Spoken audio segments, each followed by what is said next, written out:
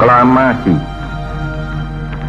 Kami, bangsa Indonesia, dengan ini menyatakan kemerdekaan Indonesia. Hal-hal yang mengenai pemindahan kekuasaan dan lain-lain diselenggarakan dengan cara saksama dan dalam tempo yang sesingkat-singkatnya. Jakarta, 17 Agustus 1945, atas nama bangsa Indonesia, Soekarno Hatta.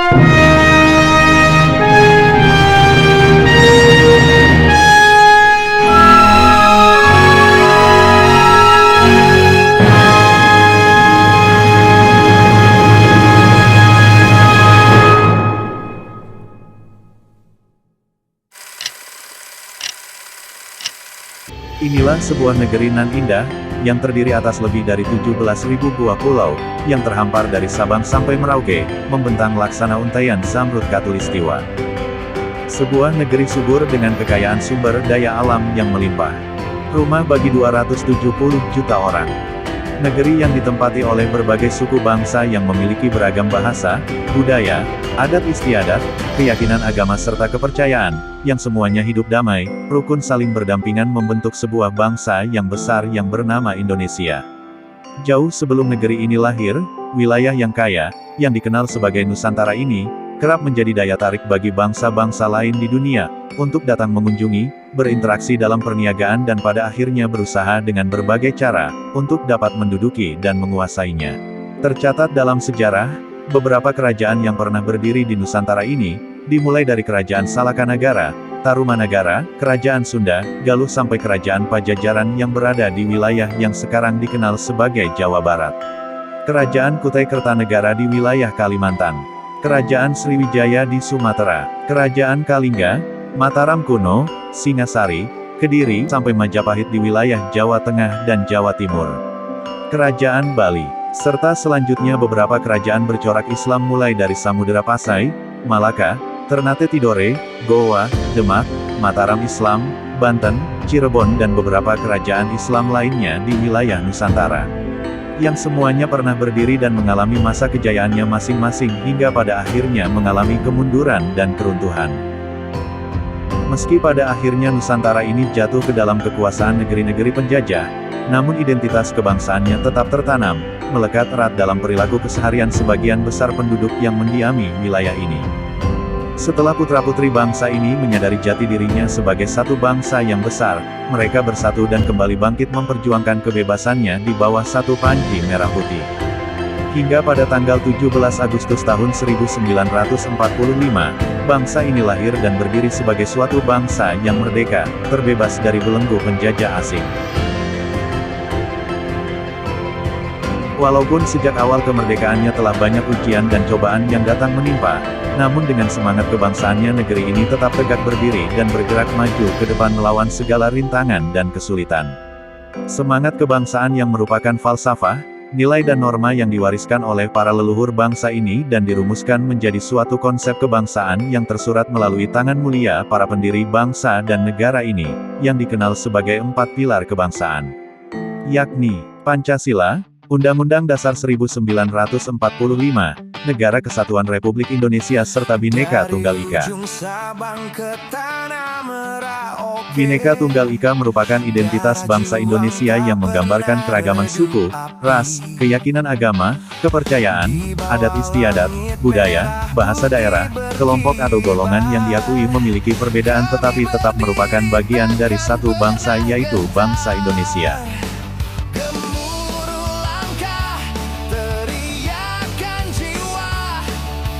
Hal ini merupakan suatu kesepakatan bangsa ini terhadap keberagaman, perbedaan yang nyata yang ada di tengah-tengah masyarakat bangsa ini, dan merupakan bentuk pengakuan dan kehadiran negara secara resmi terhadap hal tersebut sebagai hak asasi manusia Indonesia tanpa kecuali. Yang wajib dihormati dan dilaksanakan dengan baik dalam peri kehidupan bermasyarakat, berbangsa dan bernegara.